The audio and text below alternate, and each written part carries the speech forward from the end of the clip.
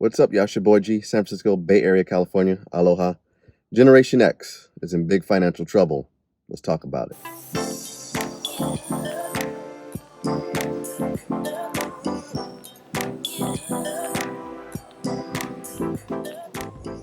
Generation X was those born between 1965 and 1980. I was born in 1979, so I'm on the cusp of being a Generation X and millennial. So whatever issues they both are dealing with, I'm dealing with all of them. Today's youngest Generation Xers still have a decent chunk of time to get their stuff together before retirement. But for the older Generation Xers, retirement is rapidly approaching and it's time for them to get serious about their post-working years if they haven't already. The median household retirement account balance of Americans aged 45 to 55 was $115,000 in 2022. And keep in mind, this is the household, not the individual. So this includes husband, wife, children, and if you live with your parents as well. A study in 2024 by AARP had found that 20% of Americans over 50 had not saved up for retirement. And more than half, 61%, are worried that they don't have enough saved. So as many of you know, Social Security is facing a funding shortfall that could result in future benefit cuts. So Trump did say he has no interest in cutting Social Security benefits. We have to save Social Security and keep it good and solid. I don't want to be raising ages or anything. However, it doesn't mean he won't change his mind. And it doesn't mean the administration after him won't change things either,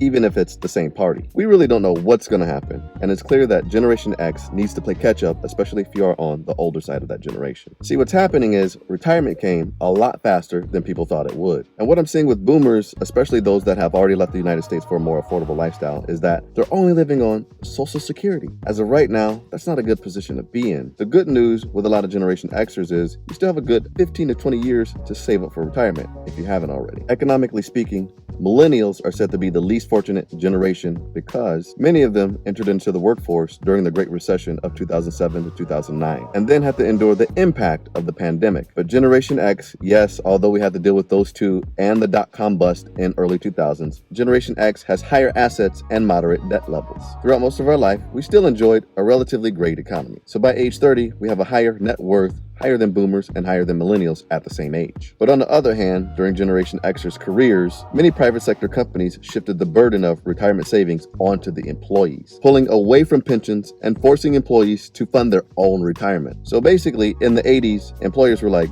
you know what? We are not trying to pay you thousands and thousands of dollars until you die. Are you serious? You guys retire at 65 and then don't die until 90. So we got that much time that we got to fund your retirement. You guys are living longer now. See, we can't afford to do this. So what we're going to do is have you fund your own retirement, and we're going to call it a 401k. So by the 90s, most employers shifted over to the 401k. Generation X is the first generation that had to deal with a 401k in order to fund their retirement. Therefore, since it's never been done before, that is a tall ask. Think about it. I'm 20 years old. I got an extra $500 in my pocket. I can get a really nice stereo for my car, a jacket, or tickets to a Niner game or something like that. Or I could put it towards retirement, which is something my dad, my grandpa, and my great-grandpa never had to do because they were funded by pensions. It's really hard for them to make that decision, especially if they don't see the fruits of that labor until after 60. That's another 40 years. It's not their reality in the moment, so they fail to participate in a 401k. But here's the crazy part.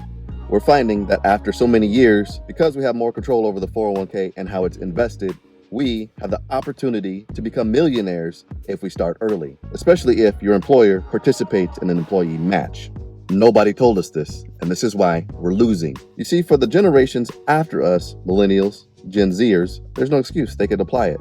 But for us, we just didn't know it because we didn't know that it was even possible. Only 55% of Generation Xers are participating in an employee retirement plan. But even with us now knowing this information, a lot of us are still failing to utilize it. If you're in your mid-40s to late 50s with limited funds set aside for retirement, now's your time to act. Here are 5 things that Generation Xers can do starting now to prepare for retirement. Number 1, sign up for your employer's retirement plan if you aren't contributing to one already. Or set up an IRA that allows you to make automatic contributions. It's important to start saving something each month for your senior years, even if you start small and work your way up. Use a calculator in order to figure out how much you need to save each month so that you can have a decent sized nest egg when you retire. One rule of thumb says you'll need 80% of your pre-retirement income for each year that you're retired. But even I think that's a little too much. It would apply if you've been at the same job for many years and had a pay increase every year, to the point where your last 5 years are your highest earned. But it's not like that for a lot of people because a lot of us change jobs over the years. And we might find that the last job that we had before retirement was a low-paying job, hence the reason for retiring. Number 2, look carefully at your budget and find ways to trim your spending. For example, you could potentially free up thousands of dollars a year by downsizing from 2 cars to 1. And you know us fellas, we need a truck and a car, right? Find ways to make sharing in your household work.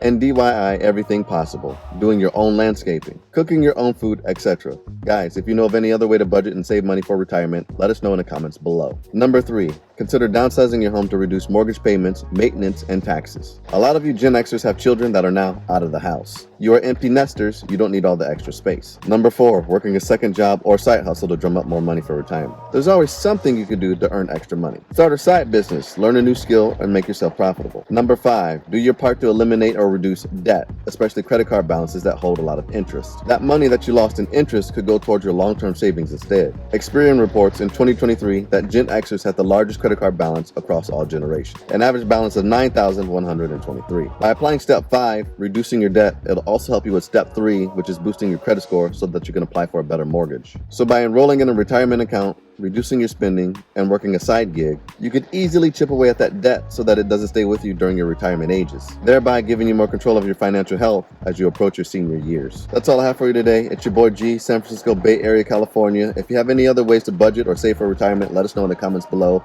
Like, comment, share, subscribe, and as always, be blessed. I'll holler at you later. Aloha. If this video was of value to you, like, comment, share, subscribe, and as always, it's your boy G. Be blessed. I'll holler at you later. Aloha.